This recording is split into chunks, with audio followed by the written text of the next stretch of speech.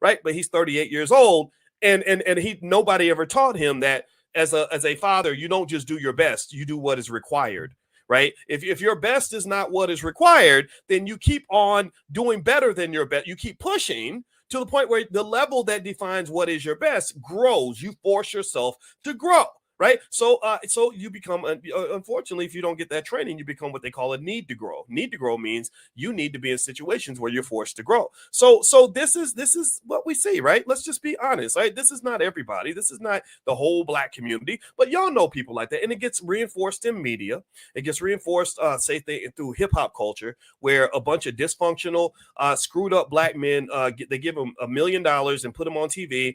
They start rapping about money, drugs, and hoes and everything else. And other men look at this and they say, "Oh, that I admire this behavior. This is what a man does," when that's not manhood at all. But that's kind of what they market to you, because that's how they want your men to think. They want your men to be sloppy, irresponsible, unproductive human beings that are not taken seriously by society. And then you have the Democratic Party come along and say, "Well, it's okay because Black on Black crime doesn't exist, and also these men, you're babies anyway. Like you're minorities, you're weak, you don't have any agency in your own lives. So just make sure you vote for Joe Biden and everything's gonna be okay," right? That's what you kind of get in America, in my opinion. Now again, let's go back to that experiment earlier when I was speaking to you guys about what if you had most Black children raised in a household where they did not have their mother instead of not having their father. Well, let's do that experiment really quick. This is something we used to do in statistics. We would change one variable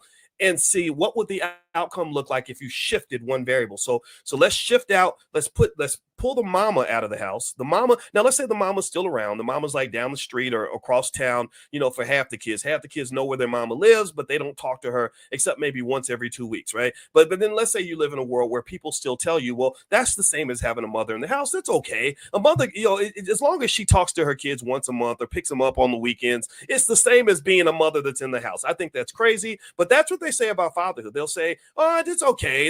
If the dad lives across town and if he's calling the kids, every 2 or 3 days, and that's the same as having a father in the house." That was not my experience. That's not my belief. So then also, let's say that these kids are being raised by their fathers, and let's say that their fathers are men who have gone through relationship experiences where they wanted the mother to stay, but the mother left.